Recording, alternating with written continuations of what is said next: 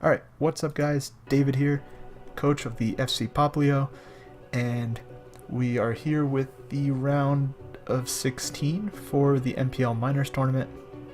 You see the lovely B-Drill and my team up there, as well as my opponent's 8 Mons and my 8 Mons off to the right. My opponent this week is Danekii and the Roseradenborg. Yeah, that's what we're gonna... I think that's the name. I hope that's right. Danekii should correct me if I'm wrong. But now that we're in the round of 16, it lets me go into something that I haven't really had the privilege to do very often in league play, which is I get to watch past games of my opponent and see their match from their perspective.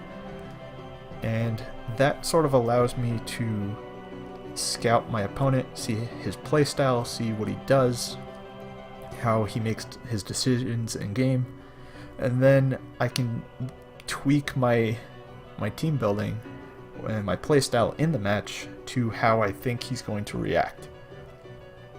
And it's a way to play that I don't see too often in draft format and more often in tournament format for Smoggin, and it's counter styling as opposed to counter teaming.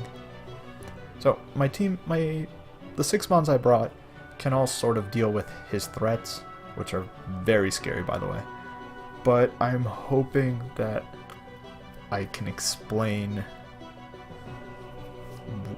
how I plan on playing in the match. I haven't played this match yet. It's actually going to be tomorrow. It's going to be in 5 minutes for you guys on this video, but I'm recording the builder first, and then blah blah blah blah blah, so on and so forth. But yeah, first up, let's look at his team. I'll explain how he plays later. He has very scary Celesteela, Garchomp, Mega Gardevoir, Torn T, 4 picks that are very powerful and are probably first pick worthy, but somehow he has all 4. Rotom Heat, a Starmie, very scary, Breloom, and a terrifying Gengar. Now, biggest threats on his team are obviously the Tornadus T, who is faster than Torn I, which was also a problem for me back with Uzi. So I wouldn't be surprised if Torn T was made super bulky to eat a Beedrill hit or just even scarfed. Although we're trying again at the old scarf Torn thing, maybe whatever. I really don't think Scarf Torn's T anyway is very good, but who knows? Maybe he'll bring it. But if anything, I'm expecting Scarf Rotom, maybe Scarf Gengar, Scarf Chomp definitely. But based on his scouting, he brought very defensive Garchomp every time. Like it was almost Rocky Helmet exclusively. So I'm not sure what kind of Garchomp it's going to be. Against my team, a Scarf Chomp or a Focus Sash Garchomp is actually terrifying and 6-0s me. But I'm banking on the fact that he's bringing a Fat Chomp. Yeah. Because, yeah, that's what I think he's going to bring. So, let's get straight into the team. We have Mega Beedrill. It's fast enough for Scarf Breloom, which is also a big threat. Poison Jab, Knockoff, U-Turn, and then because I don't need any other moves aside from those 3, and then I tossed on Pursuit to let me trap Gardevoir, let me trap Gengar, let me trap Starmie. Yeah, standard Beedrill stuff. He hasn't really done a whole lot, but he's provided a lot of pressure and forced a lot of interesting builds from people, so Beedrill's been putting in the finest, so I'm hoping he continues to do so. Up next is our main wall breaker this week, Life Orb Analytic Starmie. Max Special Attack Timid, with enough speed for Gengar. I'm completely ignoring the Starmie. 40 EVs in Spadef to put them somewhere. Hydro Pump, Ice Beam, Rapid Spin, Thunderbolt. I am ignoring the Starmie for the reasons I said before with Danekii and his playstyle. He doesn't risk speed ties. He doesn't take risks. He makes prediction plays, and he overanalyzes his opponent and what the opponent should do or might do, and he plays accordingly. But as far as risky plays, he makes none of them. So I'm deciding that if it's a Starmie versus Starmie situation, he's going to switch out his in fear of losing the speed tie and therefore losing his Starmie, which is why I have no fear of going Life Orb and not hiding the fact that I'm not choiced in any way. But yeah, spin is for spin. Hydro Pump, 2-hit KOs every mon on his team aside from Starmie and I think maybe Spadef Gardevoir. Ice Beam for Garchomp and Torn, and Breloom, T-Bolt for everything else, namely Celesteela. Yeah. Next up, we have a Banded Cobalion, Iron Head, Stone Edge, Volt Switch, Close Combat, enough speed for Garchomp. Banded Koba, very scary. It's a pretty good wall breaker. It's just sort of there to hit things hard, like the Celesteela. It can come in on most variants of Celesteela, unless it's like Air Slash or like Life Orb, Fire Blast or something. I don't know. But yeah, it's there to hit hard. Volt Switch, normal Cobalion things. It's a cool mod. We have Safety Goggles, Fizz Def, Mesprit with Healing Wish, Stealth Rocks, Toxic, and Ice Beam. Stealth Rocks because his only spinner is a Starmie, and I want to pressure the Rotom, I want to pressure the Torn, I want to pressure Garchomp if it's Helmet, and I want to break any potential sashes on Gengar and Breloom. Ice Beam is for Garchomp. Garchomp is his only rock setter, so I want to deny him the ability to set rocks. I believe that speed is for... Oh, that speed is for uninvested Rotom Heat. And Fizz Def with Safety Goggles for Breloom, because, like I was saying, Breloom is a huge threat to this team. It's just massively disgusting, like, it just clicks Spore and it puts something to bed. So, Mesprit is my dedicated switch to Breloom. It's my dedicated answer. Healing Wish is to heal up the Starmie or the Beedrill if they get low, as well as the Salamence, which we will get to in a second. Toxic is just for general things, like if Gardevoir or Garchomp try to switch in, or maybe Torn tries to switch in, I can catch things like that with Mesprit. It's pretty much just for anything that I can't hit with Ice Beam. Up next is our Firium Z Salamence, rocking Tailwind, Fire Blast, Draco Meteor, Stone Edge, max speed, hasty, max special attack. Stone Edge, I believe, kills Rotom if it's offensive, and Rotom can't really touch me if it's not.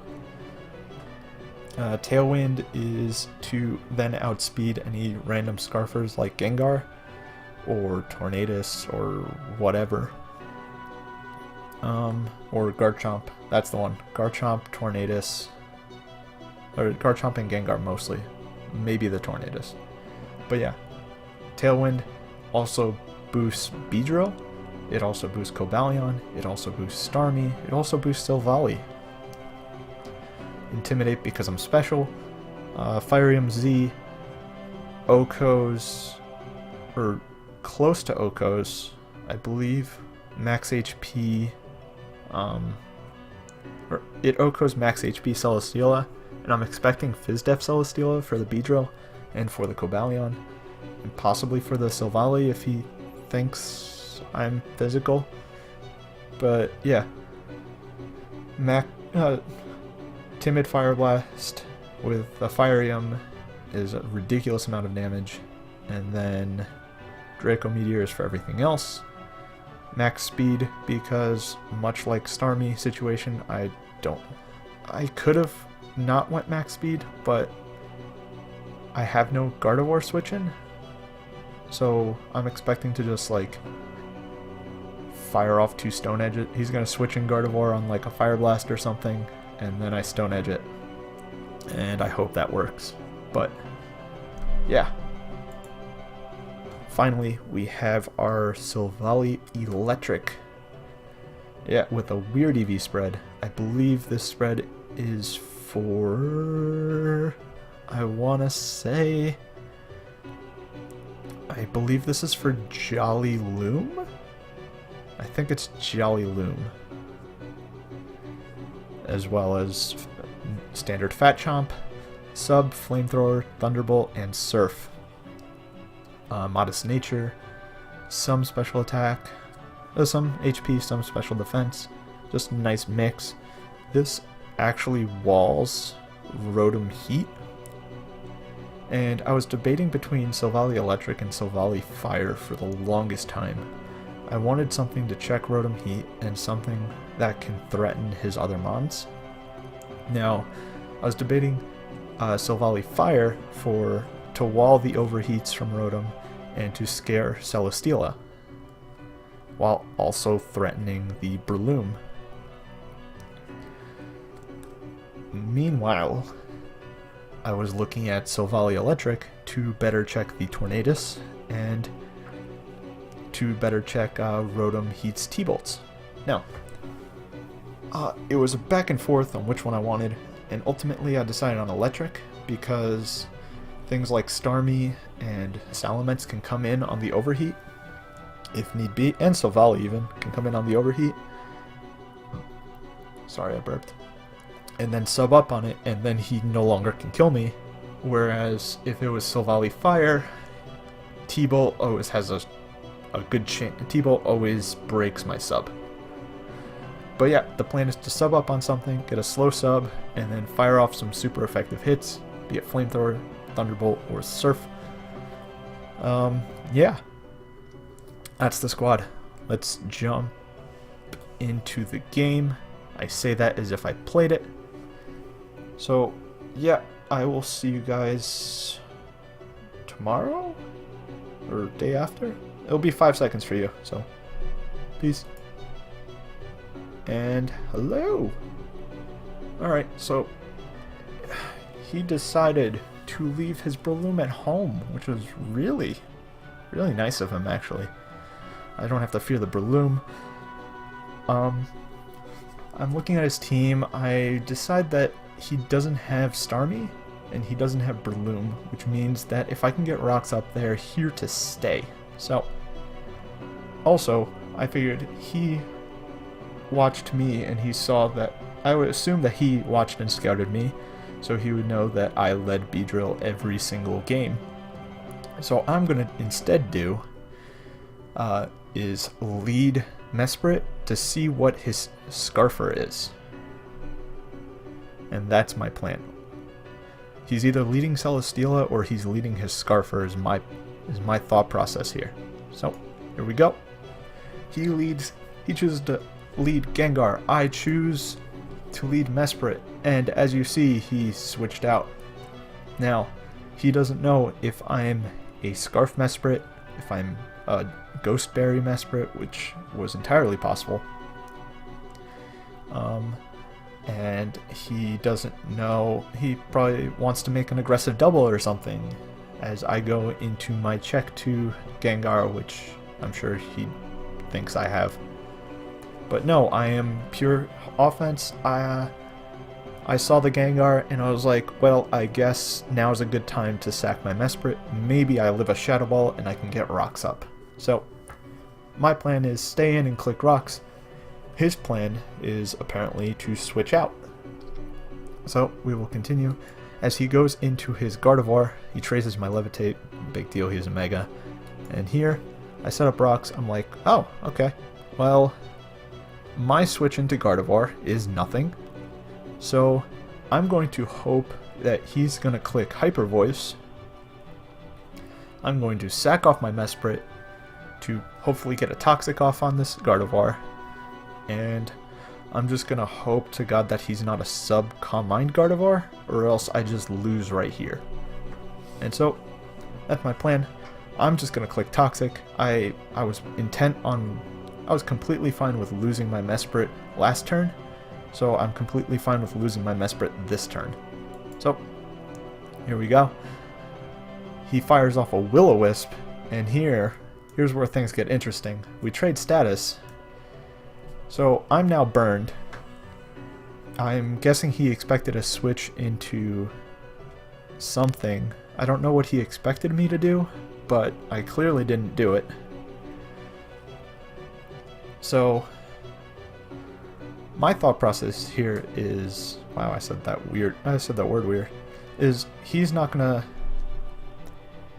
just attack me now. And maybe by now he realized that I'm trying to sack off this Mesprit. So I'm expecting him to go for Hyper Voice. So I'm going to make the big boy play and go right into my Mega Beedrill. And I take the Hyper Voice like a champion, by the way. So I decide to see what his switch-in is. I'm going for a really easy U-turn. U-turn. I see no helmet, so... And the damage tells me that that is Fizz Def, Max Garchomp. I look, Life Orb, Ice Beam kills even if he's a Yachi. It's a roll if he's a Yachi, but the minimum is 58% if he's Max Fizz Def. So, fire off an Ice Beam, I get a critical hit, and it kills him through the Yachi. So, I'm sorry if you had some Spadef, but from my end, it seemed completely fine, so the Ice Beam kills the Garchomp through the Yachi, and that means there's no rocks this game. I have nothing to fear. Beedrill is completely fine at 50%. It's never going to get lower unless that's a Rocky Helmet Celesteela. And in comes Rotom. That screams Scarf. Because I showed that I have Life Orb on my Starmie, and therefore he should know that I outspeed and will kill. So it's a Scarf Rotom. I decide to go into my Mesprit as a sack. He instead clicks Volt Switch. I decide it's time to sack off this Mesprit, I believe. Yeah. I decide to sack off this Mesprit and hope he overpredicts again. Maybe he goes for like a sub or something. Or maybe he goes for Sludge Wave, or I don't know what I expected. Maybe a Focus Blast on the Cobalion. Or on the Silvally, thinking it might be normal. That could be fun. I brought normal Silvally once. So, I'm expecting him to either overpredict me a third time, or to just kill me with a Shadow Ball. Either way, I'm clicking Healing Wish here. So, he fires off a Shadow Ball. I see no item. That tells me, alright, I think this is the Scarfer for the Beedrill. I think this is Scarf. That is my thought process. He has a Scarf Rotom for the Beedrill. I think this is Scarf to catch the Mence, since Garchomp was not Scarf. So I'm going to go into Mence, completely willing to take a Shadow Ball, thinking he doesn't have any other way to hit me, and I'm going to fire off a Tailwind. So he goes into a Celesteela. Him going to Celesteela convinces me that he's Fizz Def, because if he expected me to be special, he would stay in an attack, or he would go into his Gardevoir. Instead, he goes into his Celesteela, making me believe that he's fearing the Dragon Dance Mence, and is therefore has something on the Celesteela to answer it, be it HP Ice, or maybe he's like offensive. But yeah, I'm expecting completely Fizz Def Celesteela. I fire off a Z move, Inferno Overdrive. I crit him. Now, after the game, he tells me that he's max Fizz Def, but with an Assault Vest. Be that as it may, if that was the case, then Inferno Overdrive plus another Fire Blast would 2-hit KO the Celesteela, and sorry, and I had a decent chance of living on HP Ice from my calcs. But be as it may, I crit him. I'm sorry about that. It's unfortunate. But it makes it so the Tailwind is going to end at an awkward turn, especially here. This makes it even more awkward. So the Tailwind ends. I miss a Stone Edge on the Scarf Rotom. which is annoying because that means I have to burn my last turn of Tailwind on a Rotom. And you're going to see that he does more damage than I could afford. I couldn't stay... what am I trying to say? I couldn't stay in Tailwind again because of how much damage that Rotom was dealing. So the benefits that that crit gave me, being able to have an extra turn of Tailwind and this and that, are completely void for the most part because I missed the edge. And I couldn't really set up another Tailwind on him. So here, I decide to just sack off my Ments. I go into my Beedrill. I'm like, alright, he's either Scarf and he's locked into Icy Wind, and I could probably live this. Or I catch him with the knockoff, and something on his team dies. He's not faster than me. He was probably Focus Sash. In comes Tornadus. Now I'm looking at my team. All three of my Pokemon live a hit from Tornadus. All three of my Pokemon OHKO Gardevoir from... kill Gardevoir from where it's at, I believe. No. Starmie and Cobalion both kill Gardevoir from where it's at. So, Beedrill's presence is completely useless if Tornadus is Scarfed. If it's not Scarfed, then Poison Jab kills the Tornadus. So, either way, my only play is to just sack off Beedrill, hope he's not Scarf, and then have my other 3 Mons deal with his 2. So he fires off a Hurricane, and he's Scarfed. He lands it. I go into my Starmie. I guarantee live a modest Hurricane, let alone a timid one. So I don't know what kind of Hurricane, or what kind of Torn that is, or what kind of Scarf Torn that is, but I live any hit, and I can go for a Life Orb Analytic T-Bolt, and that puts his Gardevoir in range of a second T-Bolt. And so he comes back out into Torn, and now Cobalion and Silvally both eat Hurricanes for breakfast. Neither of them are OHKO'd. Starmie has a very slim chance of living a Hurricane, so this game is pretty much over. And just to add salt in the wound, he misses his Hurricane, giving me a 3-0 instead of a 2-0. Not the differential matters in the bracket stage. But, very good game to Danekii. Be sure to check him out. I'll put his stuff down below. I'm sorry for the crit on the Celesteela. If that was your set, I really can't wait to see your side of the battle. And, yeah. I hope you get in, Danekii, because that was a really fun game, and you have way more subscribers than I do. So, for the rest of you guys, I will see you all in the round of 8. Peace out.